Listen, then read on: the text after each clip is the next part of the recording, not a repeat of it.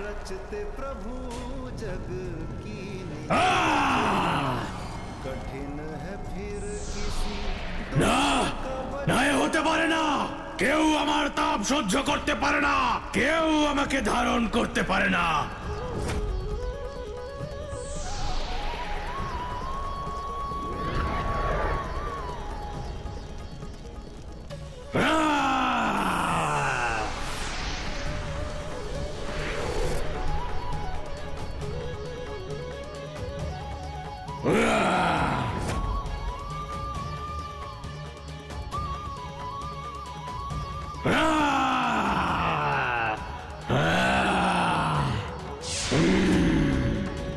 নারায়ণ নারায়ণ, ধন্য আপনি প্রভু, আর ধন্য আপনার লীলা। যে দাবানলকে সমস্ত দেবতারা মিলেও আটকাতে পারল না, ওই দাবানলকে পান করে আপনি সম্পূর্ণ সৃষ্টিকে রক্ষা করলেন প্রভু। আপনি সত্যিকারই এই জগতের পালনকর্তা প্রভু। আপনাকে এই নারদ মুনির শত কোটি প্রণাম প্রভু। দাবানল! আরো একজন মরে গেল, যাকে আমি এত বছর আগলে রেখেছিলাম।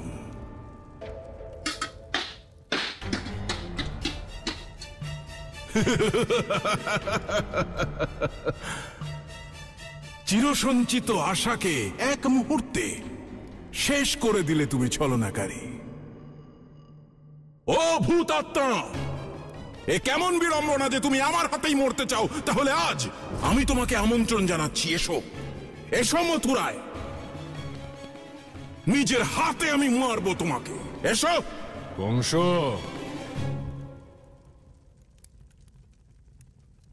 এটাই তো তোমার বিড়ম্বনা কংস? না সেখানে আসবে আর না তুমি তাকে মারতে পারবে। শুধু বড় বড় কথা তোমার কাল যবন। তুমিও তো আনতে পারোনি ওই কানাইকে মথুরায়। সেটা শুধু এই জন্য যে তুমি চেয়েছিলে ওকে আমি জীবিত এখানে নিয়ে আসি। সেটা সম্ভব নয়। কিন্তু বিষ্ণুর ওই অংশকে হত্যা করার মতো শক্তি, ওই বরদান আর ওই অস্ত্র কেবল আর কেবল মাত্র কালযবনের কাছে আছে, যার বিকল্প এই সমস্ত সংসারে সাক্ষাৎ ব্রহ্মা বিষ্ণু আর মহেশ্বরের কাছেও নেই। এখন নির্ণয় তোমাকে করতে হবে কংস, যে ওই পূর্ণ অবতার বৃন্দাবনে জীবিত থাকবে, নাকি এই কালযবন তাকে হত্যা করে তারপর এখানে নিয়ে আসবে।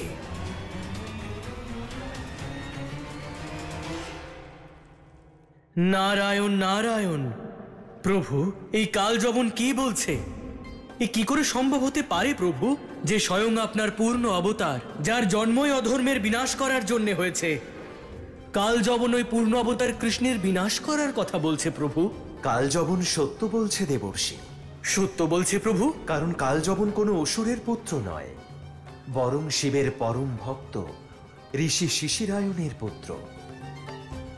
ঋষি শিশিরায়ন সহস্র বৎসর ধরে শিবলিঙ্গের জলাভিষেক করেছেন, আর তাঁর এই পুণ্য ফল তাঁর পুত্র পেয়েছেন। ওম নমঃ শিবায়। ওম নমঃ শিবায়। ওম নমঃ শিবায়। ওম নমঃ শিবায়। ওম নমঃ শিবায়। দেবী, দিন রাত, শীত গ্রীষ্ম আর বর্ষাতেও ঋষি শশীরায়ণ এক মুহূর্ত না থেমেও সহস্র বছর ধরে শিবলিঙ্গে জলাভিষেক করেন। ওম নমঃ শিবায়। ওম নমঃ শিবায়। ওম নমঃ শিবায়। তাঁর এই কঠিন তপস্যায় প্রসন্ন হয়ে সাক্ষাৎ শিব তাঁর সম্মুখে প্রকট হলেন। প্রভু, প্রভু, তুমি 100 বর্ষ ধরে কঠিন থেকে কঠিনতর পরিস্থিতিতেও প্রত্যেক দিন আমার জলাভিষেক করেছ। জগতে আজ পর্যন্ত কেউই এত ভক্তি ভরে আমার জলাভিষেক করেনি। তোমার ভক্তিতে আমি অতি প্রসন্ন। বলো, কি বর চাও তুমি? প্রভু, এ আমার পরম সৌভাগ্য যে আপনার দর্শন পেলাম। যদি আপনি সত্যই আমার উপর প্রসন্ন হন, তবে আমায় 2টি বর দিন। এমন এক পুত্র দিন যে সংসারে কারোর হাতে পরাজিত হবে না। আর অন্য বর? আমার দ্বিতীয় প্রার্থনা হলো এটি, আমার সেই পুত্র সন্তানটিকে এমন এক অমোঘ শক্তি দান করুন, যার সম্মুখে সংসারে নরনারায়ণ, নারী, দেবী দেবতা, যক্ষ গন্ধর্ব কেউ যেন দাঁড়াতে না পারে, যাতে আমার সেই বীর পুত্রের জীবন সর্বদা যেন সুরক্ষিত থাকে। তথাস্তু।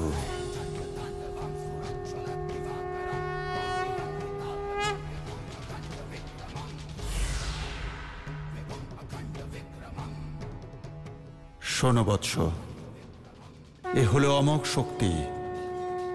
তোমার পুত্র এই শক্তি প্রয়োগ জগতে কেবল একবার মাত্র। যার উপর করবে তার মৃত্যু অনিবার্য।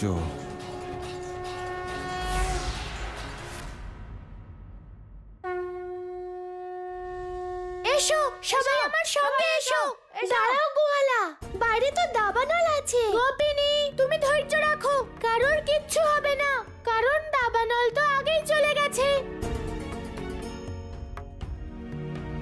গোয়ালা, আমাদের মতো তো তুমিও ভেতরে আছো, তাহলে তুমি কি করে জানলে যে দাবানল চলে গেছে? গোপিনী, তুমি পশু পাখির গলা শুনতে পাচ্ছ না?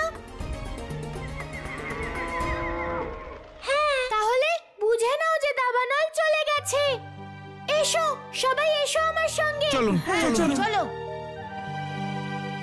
এখন সময় এসে গেছে কংস সেই অমোঘ শক্তিকে প্রয়োগ করা। সেই দিব্য শক্তি যা আমি আমার পিতার কাছ থেকে পেয়েছি। আর এই সম্পূর্ণ সংসারে ওই শক্তির মুখোমুখি কেউ হতে পারবে না, স্বয়ং মহাদেবও নয়।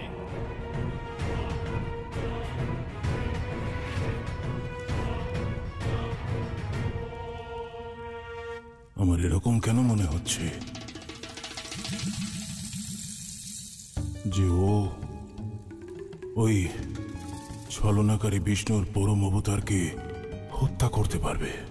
কিন্তু এত বছর ধরে আমার হৃদয়ে যে প্রতিশোধের আগুন জ্বলছে, তার কি হবে? তার সিদ্ধান্ত তোমাকে স্বয়ং নিতে হবে কংস। যে তোমার প্রতিশোধ চাই, নাকি এত বছরের প্রচেষ্টার প্রতিফল? ঠিক বলেছ। যদি ওই কানাইকে এইভাবেই শেষ করা যায়, তাহলে তাই হোক। কিন্তু আমাকে কথা দাও কালযবন, যে তুমি ওকে আমার চোখের সামনে হত্যা করবে, এখানে, এই কংসভূমিতে, মথুরায়। ঠিক আছে, এই কালযবন আর একবার অন্তিম প্রচেষ্টা করবে ওই কানাইকে এই মথুরায় নিয়ে আসার। কিন্তু যদি তা সম্ভব না হয়, তাহলে ওই পূর্ণ অবতারের সম্পূর্ণ লীলা ওই বৃন্দাবনে সমাপ্ত করে দেব আমি।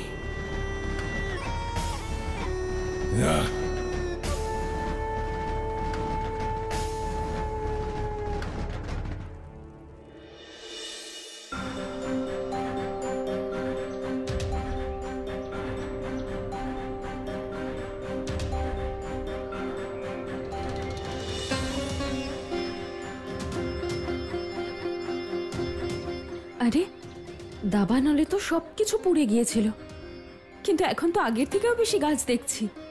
মা, তুমি তো বলো যে অধর্ম যতই শক্তিশালী হোক না কেন, সে ভালো মানুষদের ক্ষতি করতে পারে না। সবাইকে প্রাণবায়ু দেওয়া বৃক্ষকে দাবানল কি করে ক্ষতি করতে পারে? কানাই, কত বড় একটা কথা বলে দিলি।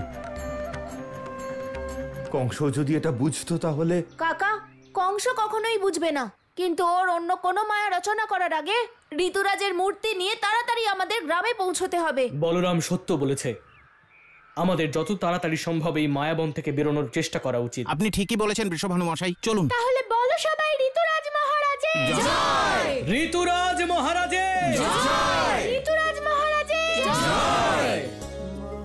ঋতুরাজ মহারাজে জয়!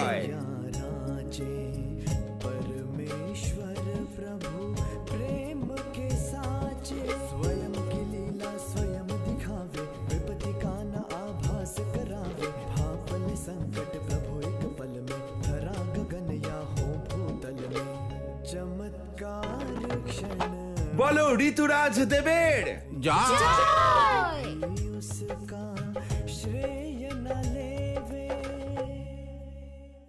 বর্ষানা এবং বৃন্দাবনের অধিবাসী বৃন্দ, আপনাদের সকলের সহায়তায় ঋতুরাজ দেবের পুজো সম্পন্ন হলো। আর প্রতি বছরের মতো এই বছরেও এবার শ্রাবণ আর তীজের বিবাহ দিতে হবে। তাই এই সিদ্ধান্ত আপনাদেরই নিতে হবে যে শ্রাবণ অর্থাৎ বরপক্ষ আর তীজ অর্থাৎ কন্যাপক্ষ কারা হবেন।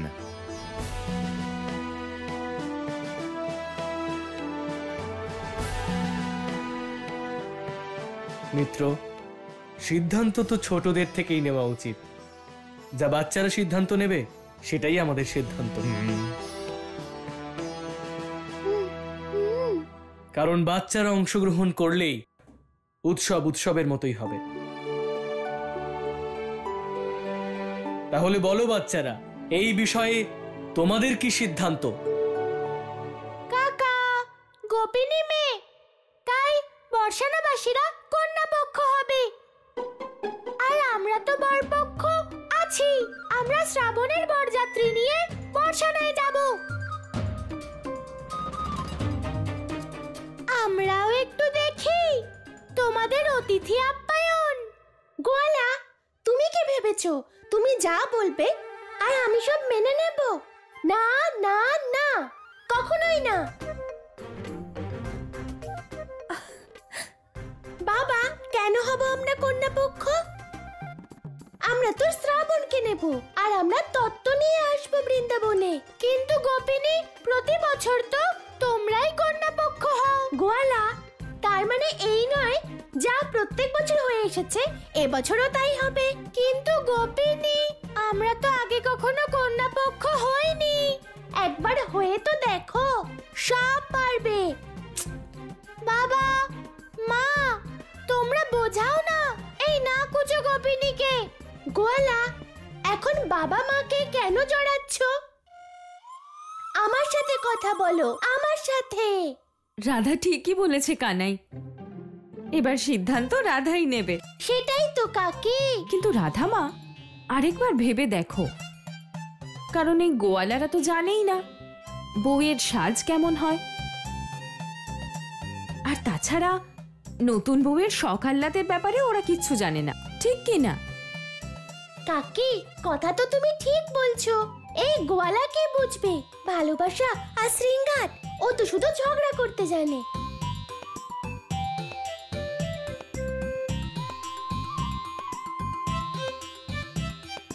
আর এই ঝগড়ুটে গোয়ালা যদি বউকে সাজায়, তাহলে তো বেচারা বউয়ের মনই খারাপ হয়ে যাবে। কাকি, এটাই তো আমি ভাবছিলাম। সেই জন্য আমিও সিদ্ধান্ত নিয়েছি যে কন্যা পক্ষ আমরাই হব।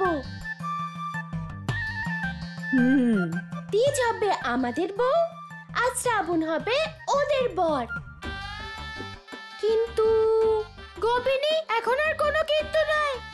প্রস্তুতি নাও, আমরা কাল আসছি শ্রাবণকে নিয়ে, বরযাত্রী নিয়ে।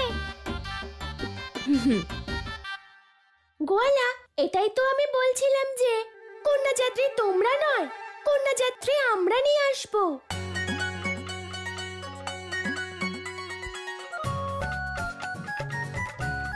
আর যদি তুমি রাজি থাকো তাহলে আমরা হব কন্যা পক্ষ।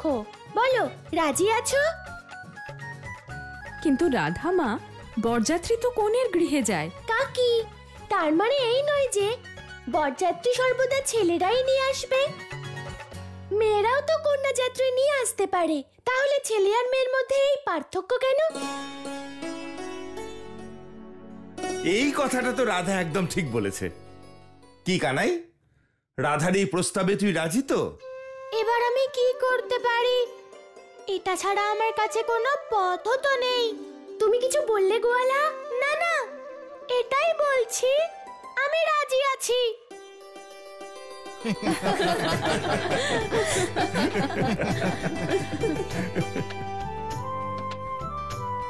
তাহলে সেই সিদ্ধান্তই হলো যে কন্যা পক্ষরাই আসবেন শ্রাবণের এখানে, অর্থাৎ বর্ষানাবাসীরা ধুমধাম করে কনেকে নিয়ে আসবেন আমাদের বৃন্দাবনে। ঠিক ঠিক ঠিক। কিন্তু গোপিনী, তোমাদের কন্যা তিজ তৈরি তো? আগে তুমি নিজেরটা দেখো গোয়ালা, তোমার শ্রাবণ তৈরি হয়েছে কিনা। রাধা, তুমি শ্রাবণের চিন্তা করো না, আমাদের বর তৈরি আছে। রাধা, ওই দেখো।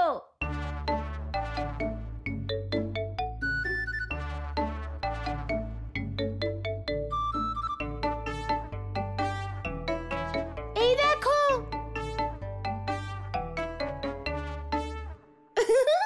এইরকম বর গোয়ালা, এইভাবে কেউ বরকে সাজায়? দেখো আমরা কিভাবে বউ সাজিয়েছি। এই দেখো আমাদের তিজকে।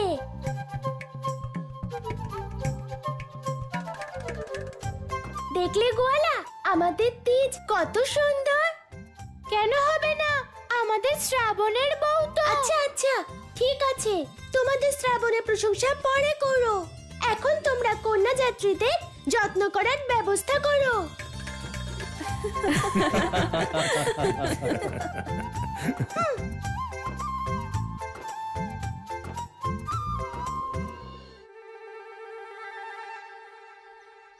সখাদাম, উৎসব আর বিবাহের এমন শুভ সময় তুই উদাস হয়ে আছিস কেন? উদাস তো হবই কানাই, প্রত্যেকবার আমরা বরযাত্রী নিয়ে যাই, আমাদের কত যত্ন করা হয়, আর আমরা প্রাণ ভরে লাড্ডুও খেতে পারি। আর এখন আমরা কনে পক্ষ হয়ে গেছি, এবার আমরা লাড্ডু খেতে পাবো না, সবাইকে খাওয়াতে হবে। সখাদাম, এখানে কথা কেবল খাওয়ার আর খাওয়ানোর কথা হচ্ছে না তো, বরং এক মেয়ের জীবনের, তার অধিকারের আর তার সম্মানের। এখানে অধিকার আর সম্মানের কথা কোথা থেকে এলো? দাম, বরপক্ষ তো কন্যা পক্ষের গৃহে বরযাত্রী নিয়ে পৌঁছে যায়, কিন্তু এটা জিজ্ঞেস করে না যে কন্যা বিয়ে করতে চায় কি না। কিন্তু ভাবো, যদি কন্যা পক্ষ নিয়ে বরের গৃহে যায়, তাহলে সেটার একটাই অর্থ, যে সে এই সম্বন্ধ মন থেকে স্বীকার করে নিয়েছে। আমি বুঝে গেছি কানাই, এর অর্থ হলো এই যে রাধা আজ থেকে নতুন নিয়ম শুরু করেছে, যার আনন্দ লাড্ডু খাওয়ার থেকেও অনেকটা বেশি। তুই একদম ঠিক বুঝেছিস সখাদাম, কারণ যে আনন্দ অতিথি আপ্যায়নে আছে, সেটা অতিথি হয়ে গেলে পাওয়া যায় না।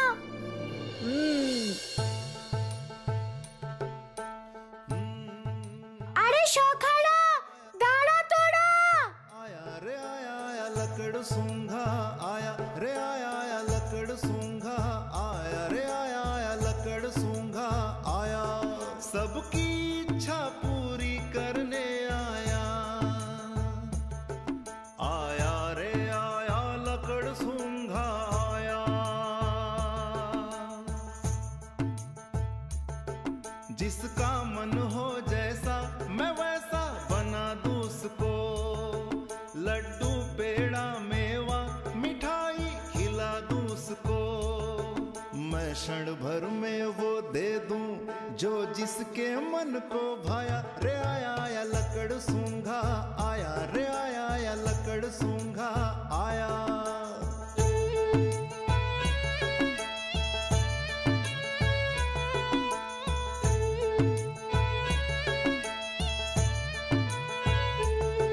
नन्हे मुन्ने बच्चों का मैं एक सखा हूँ समझो, मैं चमत्कार करने वाला एक महान हूँ समझो, जग की इस झोले में भर लाया रे आया आया लकड़ सूंघा आया रे आया आया लकड़ सूंघा आया। শোনো কাকা, তুমি কি সত্যি মিষ্টি এনেছো নাকি আমাদের মিথ্যে বলে ঠকাচ্ছ? মিথ্যে কথা সেই বলে যে দাস এই সংসারের। আমি তো সর্বদা সত্যই বলি। ভক্ত আমি মহাকালের। জয় মহাকাল। তাহলে আমরা যা মিষ্টি চাইবো তুমি আমাদের দেবে? তোমার এতে সন্দেহ আছে? তাহলে দাও দাও আমাকে ক্ষীরের লাড্ডু। ক্ষীরের লাড্ডু চাই?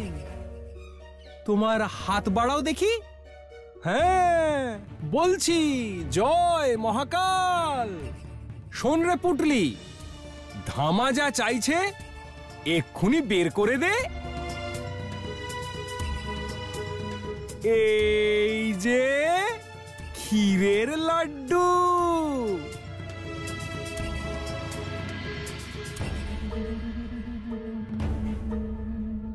এটা তো সত্যি সত্যি ক্ষীরের লাড্ডু। খাও।